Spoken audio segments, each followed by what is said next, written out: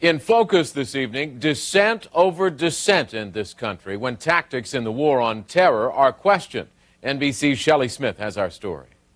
Honored guests, faculty. In Arco Arena, where the NBA plays in Sacramento, a newspaper publisher tried to deliver a commencement address to the graduates of Cal State University last week. Perhaps most troubling is the establishment of a secret military tribunal that would be used to try accused terrorists. Within minutes, the crowd booed Janice Bessler-Heafy, publisher of the Sacramento Bee, off the stage when she called for the protection of civil liberties in the government's response to the terror attacks. Thank you very much. I was disgusted by what she had to say in her speech. This was our day, our commencement, and you want something motivational. You want something to look forward to when you're moving into your career. I think anyone who was in that situation would agree that that was not an appropriate speech.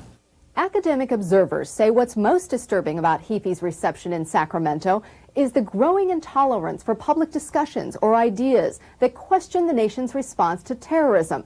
And this time the censorship came from the public. Obviously, any event like this is disappointing to a faculty member or university president because it's the opposite of what we stand for. But in America, since September 11th, constitutional and privacy rights can no longer be taken for granted. In Evansville, Indiana, a group of Middle Eastern immigrants were held for a week as terror suspects, then released with apologies from the U.S. government. Information once routinely posted on the internet has been pulled off voluntarily, as patriotic fervor caused Americans to rally round the flag in the days just after the terror attacks. It also produced a backlash against the anti-war movement. Protesters, though few in number, were poorly received, even in liberal Berkeley. The policies conducted and the way that the military strategy is being organized are not about actually helping the people of Afghanistan. This is not Vietnam. This was not a criminal act that was done to our country in New York. That was an act of war. An emotional time in America. Concern about a collision between security needs and civil liberties.